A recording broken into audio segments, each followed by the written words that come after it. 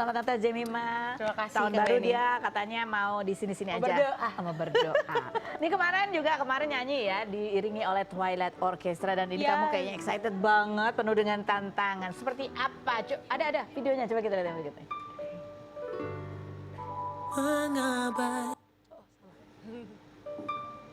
Mana? Mana videonya? Ayo. Ada videonya. Oh, postingan aja katanya. Kok bisa nggak ada sih? Oh, Ah, ya udahlah, kebaca aja. Salah satu lagu Natal paling meaningful yang pernah aku dengar, It's Even More Precious, karena dapat kesempatan nyanyiin di Pukat Christmas Concert bareng Mas Adi MS. Jadi kamu ceritanya gimana sih? Apa yang kamu rasain? Kan beda karena emang vibes-nya kalau pakai orkestra. greges gitu. Jadi aku benar-benar sebenarnya udah beberapa kali sama orkes Kak. Cuman emang kali ini mungkin orkesnya Karena DMS gitu another ya? level kali ya, iya karena Om Adi dan orkesnya tuh rapih banget yang cantik banget Ciamik. Jadi kayak aku ngerasa bahagia aja bisa ngerayain.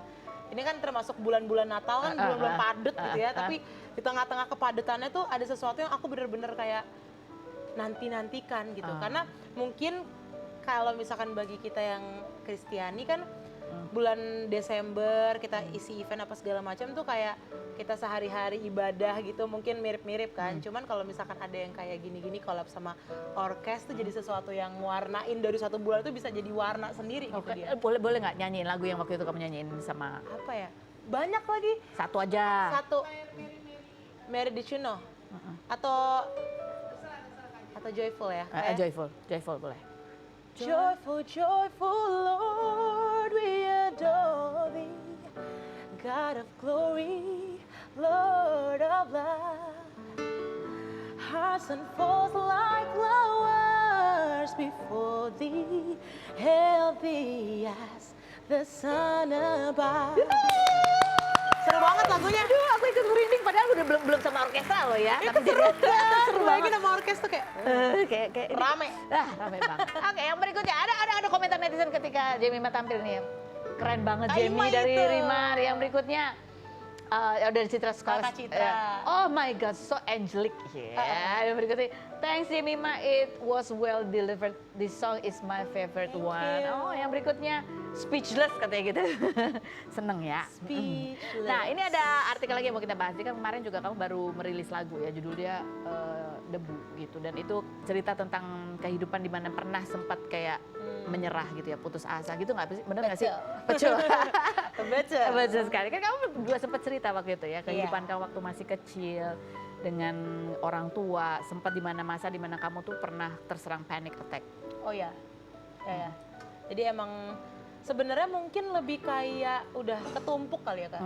Jadi mungkin ketika aku besar, aku nggak expect akan lebih banyak lagi di pundak aku gitu loh. Kayak pas kecil tuh rasanya udah kayak capek banget sih hari-hari ini dipenuhi dengan cemoohan dan Kamu dibully. tau kan? Tapi pas udah besar aku kira kayak akan lebih Enteng.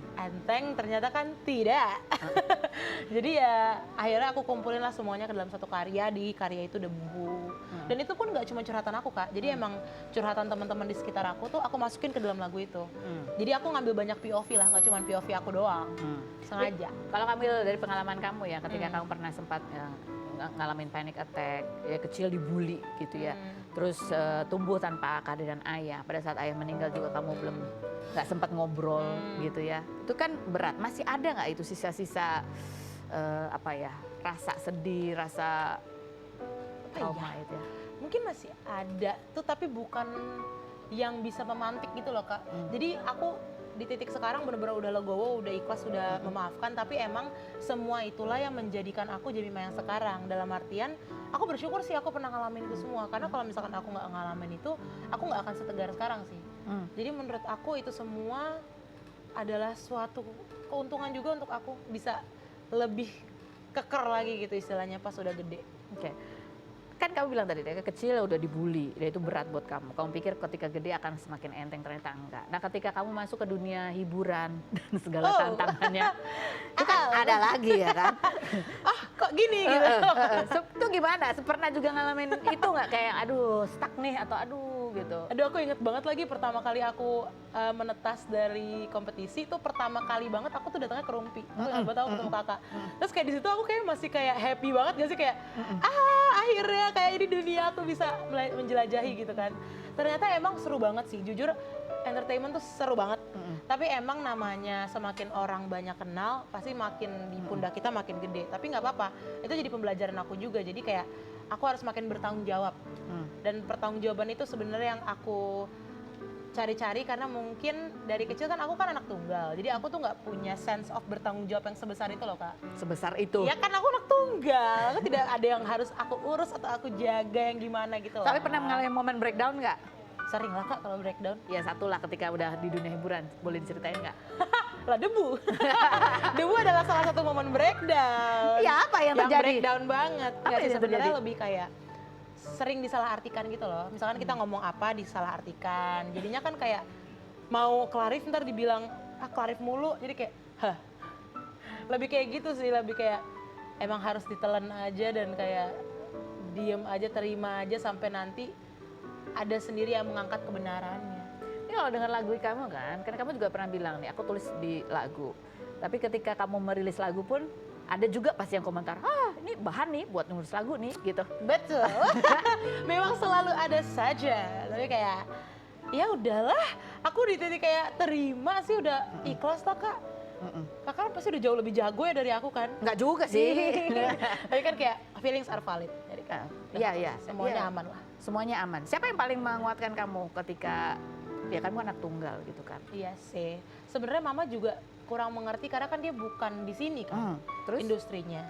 Sebenarnya teman-teman aku yang satu angkatan itu yang paling banyak nguatin. Tapi kalau dari belakang ya Kak, menurut aku mama sih, karena dia ngedoain.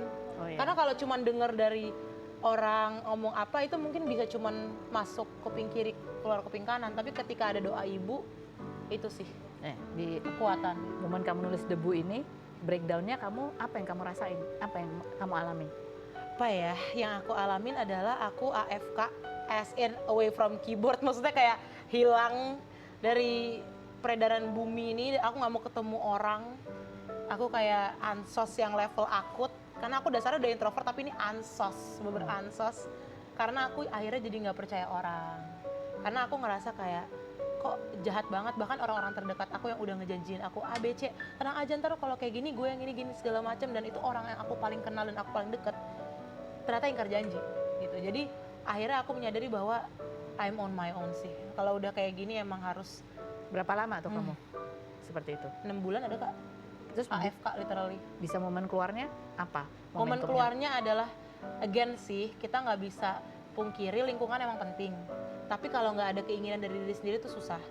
Jadi akhirnya titik balik aku tuh ketika aku ketemu sama orang label, aku curhat dan aku keluarin semua energi aku yang jelek banget, istilahnya negatif banget. Dan mereka bilang keluarin hari ini, besok lu udah berubah ya, kayak gitu. Akhirnya kayak oke. Akhirnya mulai dari keesokan harinya, since that day aku kayak mencoba untuk pelan-pelan tata lagi hidup, pelan-pelan. Coba kita lihat nih cuplikan lagunya ya. Ini benar-benar terjadi gitu. Yes. Mengabaikan kerja kerasku, semua membutuhkan sampai aku jadi seorang yang berarti. Keren banget, nanti kita dengerin ya fullnya seperti apa ya lagu. Keren banget loh. Makasih Jenny lah, ya. Kak. Segala persoalan bisa jadi lagu itu kan. Best, bisa jadi cuan ya. Iya, harus begitu ya. Iya kan? Terserah orang mau ngomong apa, kita nikmatin aja lagunya. Betul. Oke, yang berikutnya ada, kalau ngomong-ngomong soal perjuangan, ini juga ada satu sosok namanya Titan. Titan ini adalah seorang, dia juga traveler dan suka bikin itinerary untuk traveling gitu.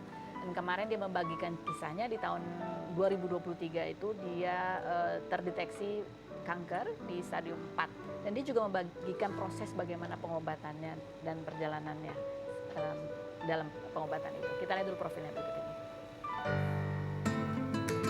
Titania Norista, konten creator traveling kelahiran 1998 ini September lalu menceritakan dirinya yang terkena kanker stadium 4 berawal saat menstruasi selalu sakit perut dan pendarahan berhari-hari hingga kerap pingsan saat sedang traveling.